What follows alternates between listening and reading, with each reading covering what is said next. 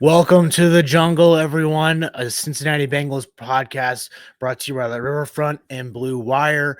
My name is Owen Timmerding, joined with Caroline Palmer.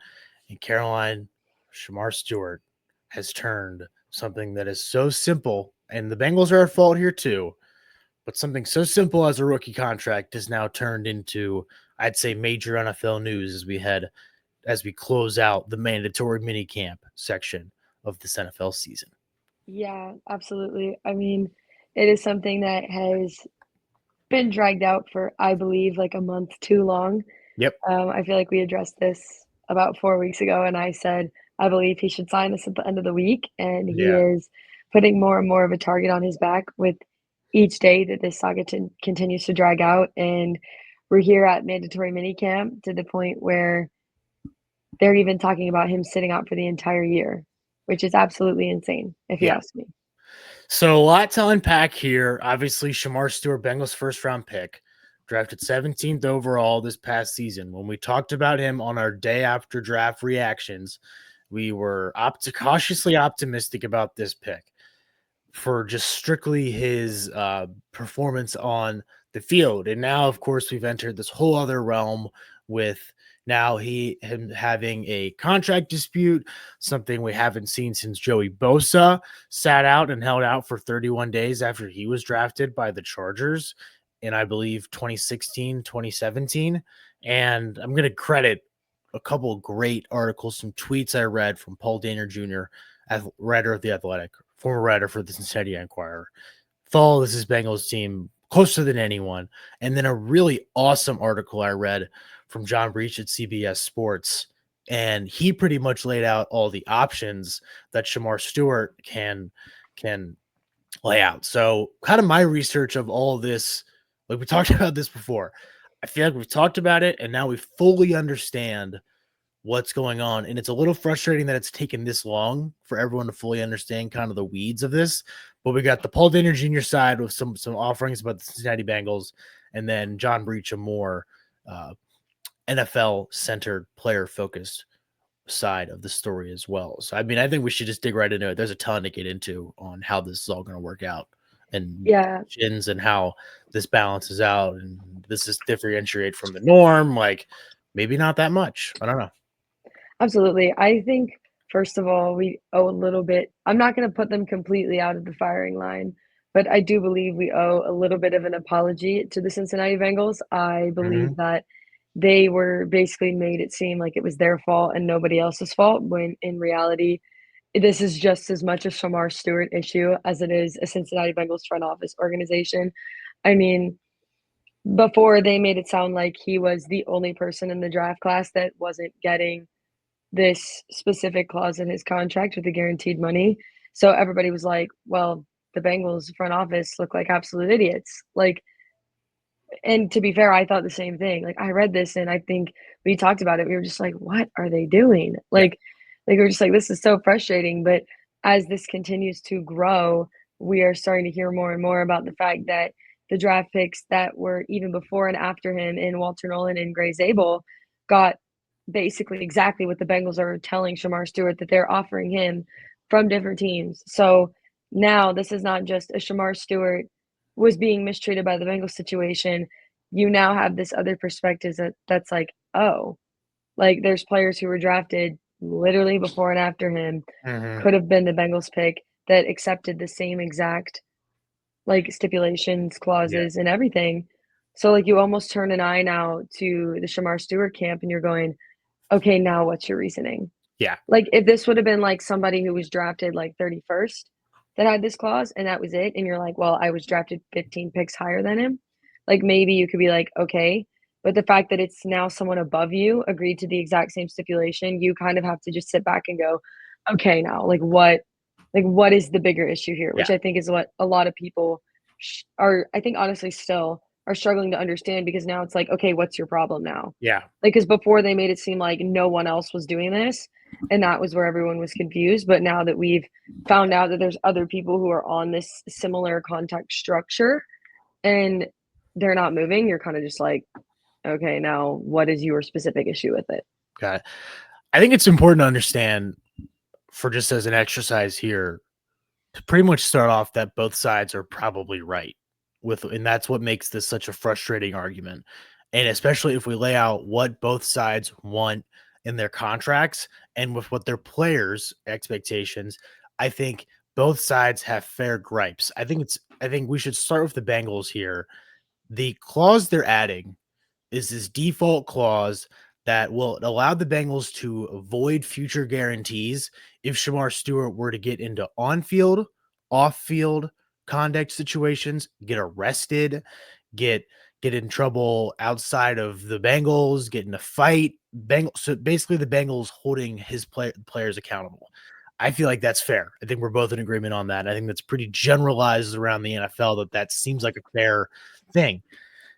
Gives the Bengals room if he gets into trouble to get rid of to potentially end his contract early and to eliminate some of these guarantees towards the end of his contract. I think this is 100% fair. Where Shemar Stewart is correct is that they did not offer this clause in Miles Murphy or Marius Mims. I think Shemar Stewart, and I think this is a fair assumption, even though he hasn't come out and said this, kind of thinks that this is a slap in the face of his character, that the Bengals don't trust him. That why didn't they do it for these guys? Why haven't they done this before? Why is it just now him? Which I think is also very, very fair. That why out of the blue is it me that they've decided to make all these changes for? And I think the language of this default clause and the reasons why it could get implemented are important to understand because a lot of it is behavioral stuff and not performance based, which is kind of what I thought it maybe was towards the beginning because all the talk was guaranteed money. Maybe this wasn't just me reading into this more. But I think in the recent days, we've had more and more information about these specific lingo coming out in this clause. And to me, it makes sense for Shemar Stewart to be frustrated about this because of just human nature. And the Bengals also following suit in how the rest of the NFL operates, which is, yeah, I want to hold my players accountable for potential on or off field mistakes. So I feel like, and now we're kind of in this middle ground here where it's like, oh my God, both sides are right. And it's like, why you can feel sympathy for both sides is really what I'm saying. Yeah, the one thing I will say in terms as to the argument is like, "Oh, why me?" Slap in the face to my character part with the Bengals and the whole behavioral thing is honestly, I would say in the last 2 years especially, you have seen a lot more off the field stuff happen where you have teams that are stuck with a lot of money that they can't get rid of. The 2 most glaring examples are both inside the AFC North with Deshaun Watson and Justin Tucker, where the Ravens and the Browns are both stuck paying Mhm. millions and millions of dollars of guaranteed money, even though they both come out and said that those 2 football players will not step foot in a uniform again for them. Yeah. And I know it's not as much money, but unfortunately, just It's the in same today's day concept. and age, you are seeing it more and more, and I think NFL teams want to be safer.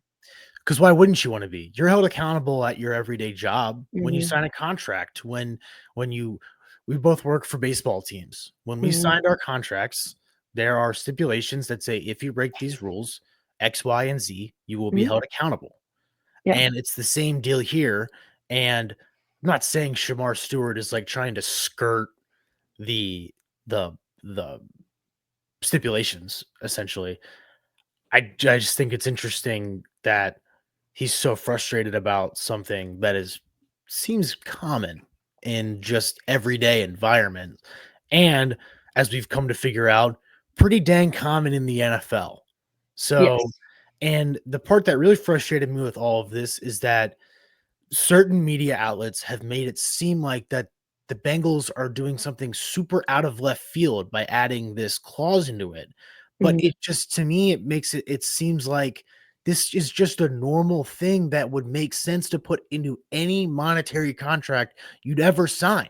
So yeah, it's just I don't really understand the disconnect here. And we talked a little bit too, is that yeah, a lot of it is to strum up drama because we're in to strum up conversation especially from the media outlets. And as we've gotten more and more information, this seems cut and dry isn't the right word, but just it seems a lot more simple than it's being made out to be. It just seems like this is like some crazy thing that's happening. but it's just it's really not. So I don't like who knows, but uh, I mean, I just am appalled by it. I mean, I have come out and said it. So I am like a day one person. You could go back and watch the last 5 episodes of this podcast that I'm strongly against the way that Shamar Stewart has handled this situation. I just think personally, the fact that they're wanting to hold you accountable for your yeah. behavior and you're refusing to sign it, to me, it's like, are you hiding something? Is that why you don't Well, want that stipulation? Like, yeah, I don't think so, but, like, neither do that's, like I. we could put the tinfoil hat on, and there's a lot of different directions that this could get spun. Yeah, Just right now, this is getting spun in his favor, but we know the way that social media works. One tiny rumor makes it on Twitter, one tiny thing gets spun wrong in a press conference, and all of a sudden, this goes back on yeah, you. yeah. He's And just been lucky to be on the good side of that coin right now. I don't think that's the case. I think No, I don't either. I think Shamar Stewart isn't necessarily worried about him making mistakes for this behavior. Neither do I. I think that's not a fair assumption at all because I don't know him. I can't say No. anything about him like No, I that. can't either. I just think he's more frustrated that I can understand from just being a person that it's a little disrespectful to have something that's not been in rookie contracts before magically be added this year for you. So I think that is a very fair gripe that he has. At the same time, you can make the argument that he doesn't have leverage, but and this was another great part of this article that I didn't really think about too. And in the CBS Sports article is that 5 years ago, rookies would come into the NFL and essentially be broke. They'd have no money besides whatever stipends they got in college. Shemar Stewart's probably pretty comfortable with this money right now, solely based on NIL. Mhm. He even had some, and so he's not coming in blind. He can No. quote unquote afford to want to get the most bang for his buck. And the other thing is, I saw in this article too, is that the money's not the issue. They've agreed on the terms. It's 4 years, 18 million or around that number. So that's fine. The problem is that we already talked about this clause and that he's coming in with some negotiation experience. And I just think it's interesting how NAL, like signing a rookie contract always seemed like a no brainer before. And now that these guys have some money, it makes a little bit more sense for these guys to drag it on and to find the most beneficial deal for themselves because they've essentially been negotiating contracts for 4 years of college and they're coming in to the NFL well versed in these sort of tactics. Yeah, and unfortunately, I believe that this is only the tip of the iceberg Yeah, I when it agree. comes to this stuff. For those of you who are not up to date in the world of college sports, the NCAA Yeah. versus House lawsuit has officially gone through, which multiple conferences has come out and said that most of their money will be going to their NCAA football Yep. programs. Um, so these guys are going to start making more money than some of the other professional sports that we see here in the United States. College football, especially, and I mean basketball, but that doesn't really apply to us, are going to become basically their own businesses, their Mm-hmm. own level of amateur professional sports.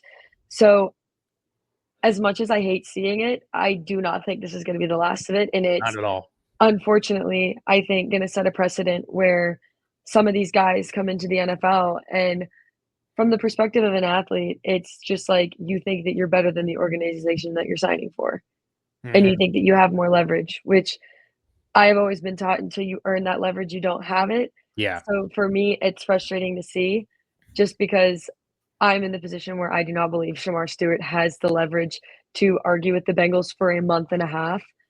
Um, so that's my position on it. Again, like I have a different viewpoint on all of it, Yeah. but I do believe that this is becoming a little bit of, like, excessive at this point, and We're just starting. there's no need for it to have become national news, I agree. I believe. This is an interesting tidbit too, and like I tell you what, I read this article and I was just like, this finally, it all is like all there. Apparently, when Shamar Stewart was being recruited out of high school, he was a heavy LSU lean right away. Guess he wanted to be an LSU Tiger.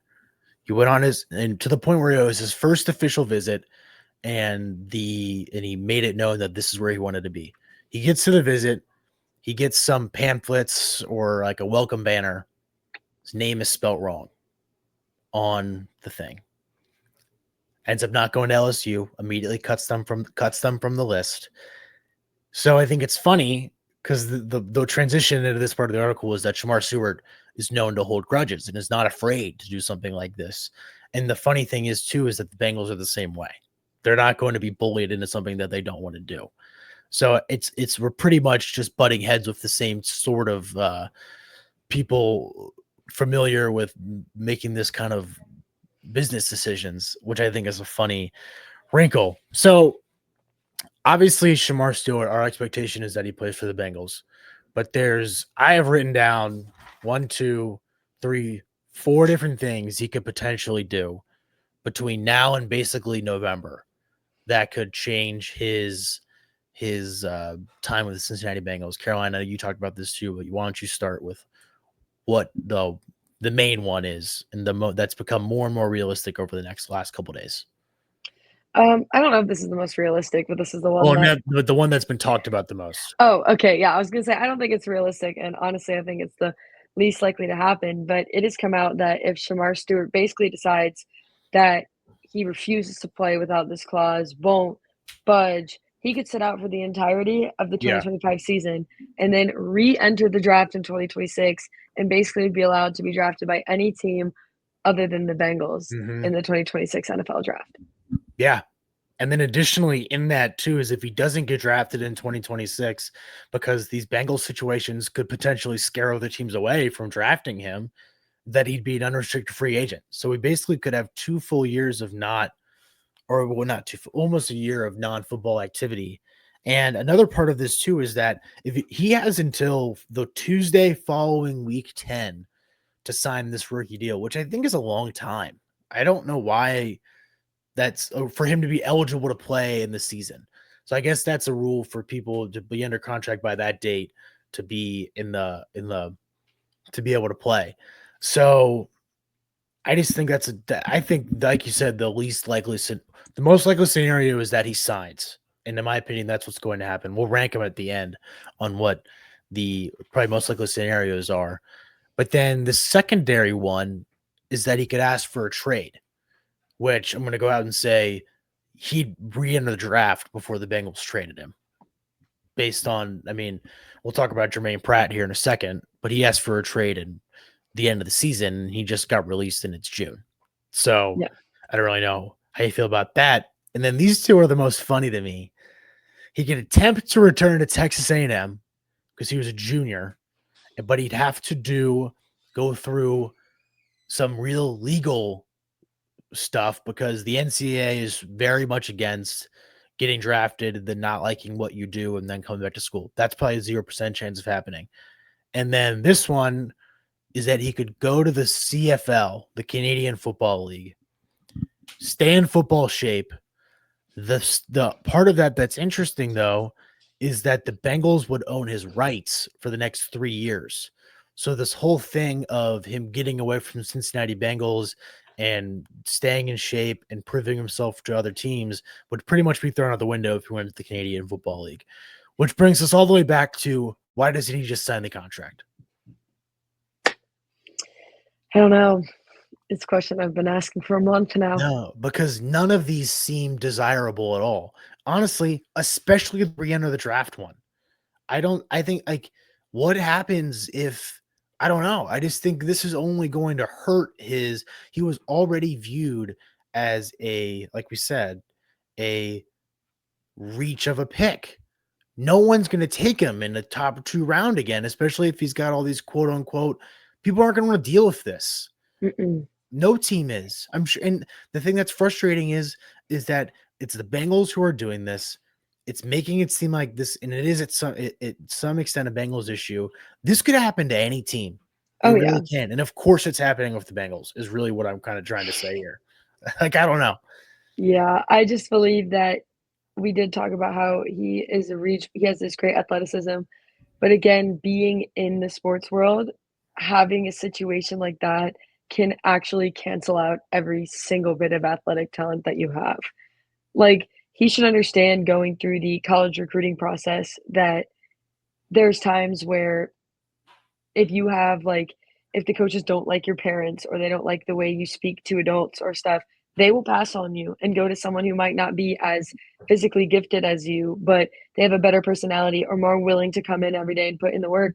And that's what he's basically canceling out through this process. He's labeling himself as this prima donna-esque character, whether that's himself or whether it's his agent. And especially as a rookie, and if he doesn't play, I can't think of another team in the league that wants to deal with that. Yeah, I agree. I don't know. I'm just about done with all this. I mean, Me too. I'm tired of talking about it, but it is yeah, all the news that is going yeah. around with the Bengals right now, which So honestly is great on the organization that they literally have nothing else to talk about to only drag out this one situation. yeah. But so hopefully the rest of the guys are just putting in the work at minicamp and getting everything done and Well, getting ready for the season. it seems like it. Ted Karras said that team had a great spring, had a great start to camp, and it's just frustrating that there's just seems like to be these things every year. Burrows said that last year there were 2 holdouts. This year it's 1. Says you'd like to have 0, but that's just life in the NFL. Mm-hmm. And again, I think a lot of this is just being emphasized because of the Bengals' history and of not paying. What's this? Why haven't we talked about TJ Watt holding out?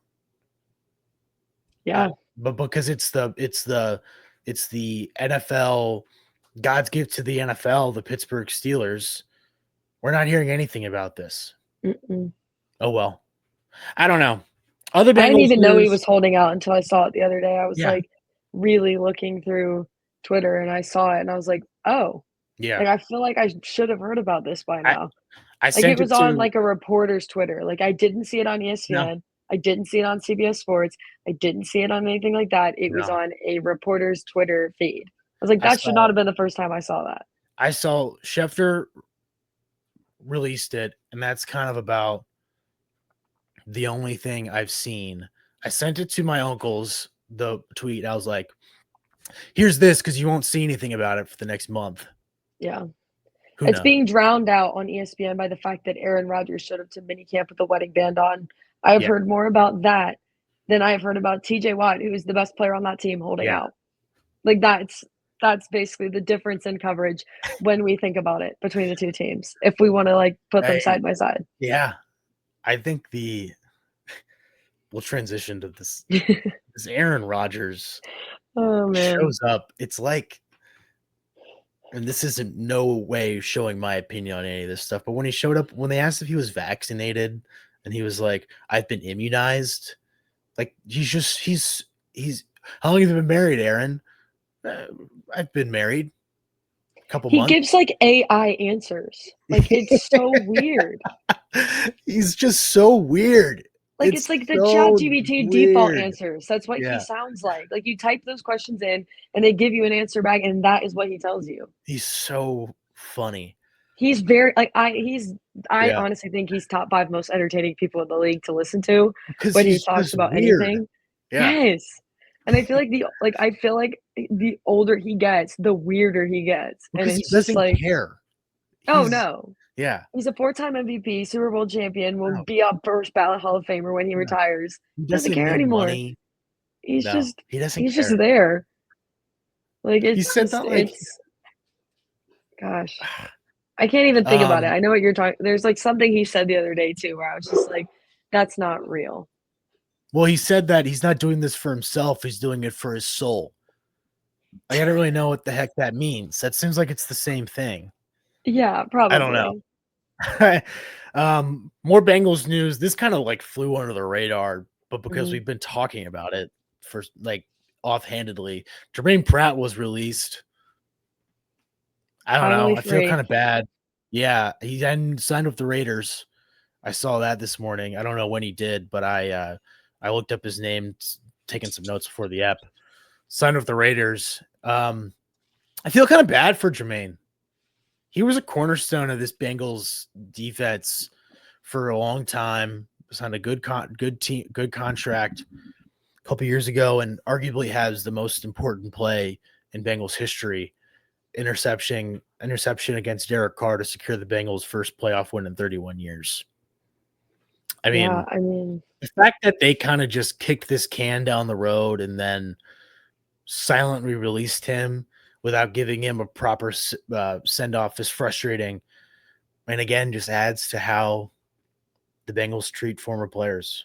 I just think it's frustrating that someone who, I mean, I'm not saying Germaine Pratt's a top 5 Bengal in Bengals history, but he is solely responsible for a moment that most Bengals fans can tell you exactly how they felt, exactly where they were every single time his name comes up. So I don't know. I just feel kind of bad that he didn't get a proper send-off.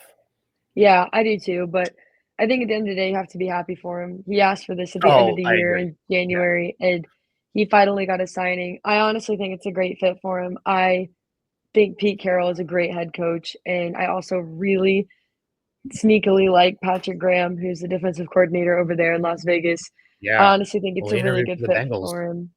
Yeah, I think it's a good fit for him. I wish him nothing but the best as a player and as a person because I feel like he was really calm about everything, like, in terms of his departure. He could have blown it up and made a huge deal about it, but he chose not to. It just shows at the end of the day the respect he had for his time at the Bengals, even if his departure didn't happen exactly the way that he wanted it to. I agree. Hendrickson also skipped mandatory minicamp while the new sky is blue, grass is green. Yeah, I think we sent a tweet to each other about that literally was like, "Thanks, Schefter, the sky is blue. Next section, please." Like, it's just there's nothing really new to talk about. In the second there is, we'll probably have an emergency pod, whatever happens, but right now we're kind of just assuming the same thing with Hendrickson until something changes because we've been talking about that for way too long now. Yeah. Any other NFL news you want to tap in on? Anything you've heard, seen? I don't know. I feel like it's Shedeur Sanders not getting starters reps with the Browns. You mean the 5th round pick didn't get starters again, that is something that I've heard more about than TJ Watt sitting out of minicamp. Like, and then there was someone else, I forget who it was, that I thought was really interesting. It was a wide receiver. Gosh, who was it for? I want to say it was for the Packers. No. It was for Green Bay, I think. But it was like a trained wide receiver was getting reps at DB during minicamp who had never played DB before. Like, was getting first team reps at DB. And it wasn't Travis Hunter. So, like, that's where I was like, wait. So I just thought that was interesting. I can't remember the guy's name. I'll probably remember the second we finish this. But I thought that was really interesting because Travis Hunter, that was like his signature thing, was that he could do both. And now you're seeing other guys do it who had no experience getting first team reps. So I think that'll be interesting to see if that changes too, or we see more people who go both sides of the ball. Because that's like very nichely like a high school thing. It is. I think that'd be good. This is something to keep an eye on. Mm-hmm. I don't know. I'm trying to think if I saw anything else of note. I mean, I guess the Debo video, he looked kind of slow. I don't really care. Good for him. Logan Wilson maybe he's had sandbagging his speed. No one really knows. Yeah. Logan Wilson had his softball celebrity softball charity thing up in Dayton. Yeah. Travis Kelce was at a hockey game last night. Like, I don't even know. Like, was he? I saw him and Taylor Swift were at the Stanley Cup game last night, I believe. Have you been following any of this? You're not a big hockey or football or basketball person, right? My dad's a Capitals fan, so I'm not gonna lie. We stopped watching after they got out. So I just know that it's been a pretty good series so far, and when it's on, it's on. But I was watching NCAA track and field championships instead last night. That's so funny that you say that because I see that on sometimes, and I'm like, who's watching this? Me. And I guess Caroline Palmer is. Yeah. Wow. I mean, I don't know how I feel about that. No offense to the track and they're great. But it's not, if it's on like at a bar, I'll poke my eye. Like I was at a bar a couple days ago watching the NBA Finals game, and it was on one of the other TVs. And every once in a while, I'd look over to see what was happening, but I'm not clicking through the screen and stopping what I'm doing to watch the NCAA track and field championships. I mean, all power to them. That's just not my thing. Yeah, I mean, I guess I ran track too, so like I enjoy it. Maybe that's why. No, that is cool. I see. I got a buddy that does the same thing, and he was like, I remember watching with him like a couple years ago, and he was super into it. And I Mhm. was like, "How do you even know about this stuff?" I Yeah, don't well, know. because there's girls last night that I was watching that I ran against in high school that were Oh, running that's kind of in cool. the Well, see, NCAA that's championships. cool. So, like Yeah, yeah, like, I enjoy that that's stuff, pretty like, I see I'm sweet. like, "Oh, I ran against you in high school. Oh, I ran this," like, Yeah, it's kinda cool. that is cool. That is cool. Mhm. That is pretty sweet. No other sports news before we get to trivia. NBA Finals. You don't follow the basketball. I'm Pretty not awesome series.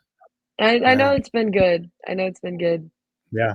I'm kind of rooting for No, the it's. Pacers. I feel like that's a hot take, but I'd rather see the Pacers win than the Yeah. Thunder win. I think it'd be. Yeah, I don't really care. I think it's both I don't care teams. either. I just like Who- the underdog story of Yeah, the Pacers at this point. yeah. No, same. All right. New favorite segment, trivia. I think I got it right last week Yeah, it's with the Packers 1-0 to question you. you asked, Yeah. and then you didn't get the tie one.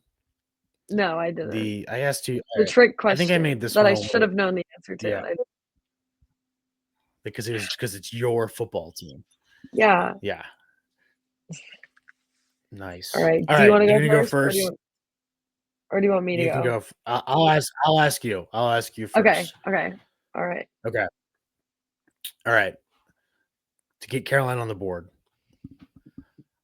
Who was the first NFL player to declare that, quote, I'm going to Disney World, end quote, in a TV commercial after winning the Super Bowl? Oh gosh. No. There's a name that immediately comes to my mind, but I don't know if he's the first one. Like, there's, like I could vividly picture this. Oh, Tell me the team, and I'll tell you if you're close or not. Seattle. No. No? Ah, the name that came to head was Marshawn Lynch, but, like, because I know he does all that stuff, but I think it's before that No. Super Bowl. Way before that. Yeah. Oh Way before that god. Super Bowl. Gosh. Oh god. Okay. It's like, this is hard. Hmm. Well, I didn't want to give you Did like you know the the other answer to questions. this? I think if someone asked me, I would know it because I've seen this trivia question before. Oh, okay. Well, That's the I only haven't reason seen I this would know. trivia question before. That's Hmm. the only reason I would know. I would not just Is know it like this. 90s? Yeah. Okay, okay. New York Giant. What? Oh, wait. This is gonna be my guess, and I'm probably wrong, Okay. but is it Michael Strahan? No, it is Phil Simms. See, I would have He never Super got that. I don't know why. It's like I I would guess have I'm giving you never too much credit for your ball knowledge. sorry. The I'm just kidding. Uh, Yeah, he was I only know because I've seen it before and there was a clip that went viral. He has a son that was asked the question and he didn't know about it. And they're like, it's actually your dad, oh. dude. And See, that's I'm the only not the reason I only knew about one. His own son didn't know the answer, but it. okay. I will make this. I want to get you on the board. So 'Cause I feel I like keep I'm trying to being find I nice don't to you.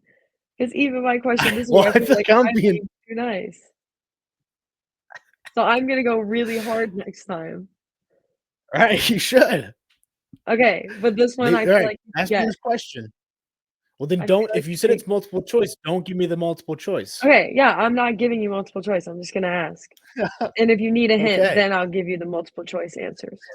Alright. Now this has turned into something fun to a contentious segment on this It's podcast. the athlete in me, I have to win. Okay.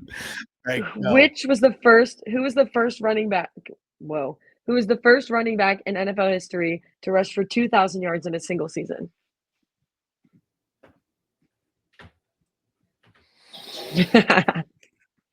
I'm trying to think. I got names in my head. Mhm. Um, How many do you have in your head? Because then if you gave me a list, I could tell you if it's in there. well, I got Chris Johnson because CJ2K. Mhm. That's and Adrian Peterson did, but neither one of them are the first. I can picture the guy. I don't know his name. Did he play for the Rams? I actually have. I don't believe so. I feel like you should know who this is, though. I definitely do know who it is. First 2,000-yard running back? Is it OJ? It is OJ. Yeah. Dang it! I You know thought I what's had funny? you. I thought I had You know what's funny? What? What website did you look up your trivia question on? Oh, I typed this one into ChatGPT. I'm not gonna lie. I saw the trivia question. I actually almost asked you this question, but because I was like, it'd be funny I'm because just it's gonna start OJ. studying trivia next week, so I Yeah. know what you're gonna do. I was thinking of I don't even know who I'm thinking of, and this is making me mad now. I was So I'm picking gonna look it between up. this one and who was the first quarterback to throw for 5,000 yards were the two questions I was Who is picking that? between. I don't know that one. I don't remember because it just gave me the multiple choice and didn't give me the answer. So I was like, try a different one. I was I think thinking it of was Eric Dickerson. Breeze.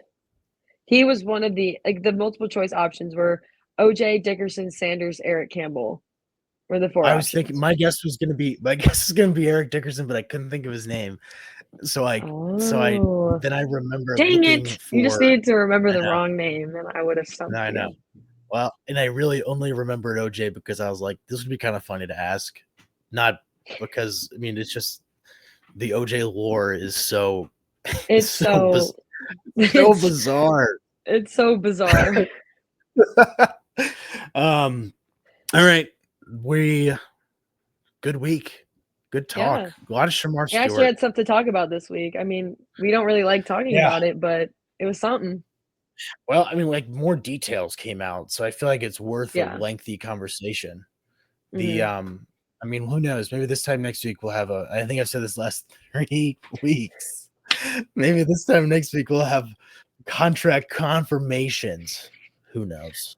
We're just One playing thing before repeat. ending, credit to Zach Taylor.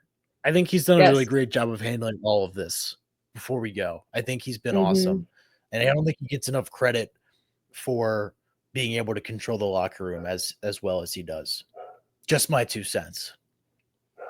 I don't know. No, I agree. I think he's been super calm, super patient with everything. Doesn't really say Yeah. a lot about it. I think it's super responsible. Yeah. All right. Good show. Welcome to the jungle. Again, we'll be back next week. More Cincinnati Bengals news for Caroline Palmer. My name is Owen Timmerding. Thanks for tuning in to this week's episode.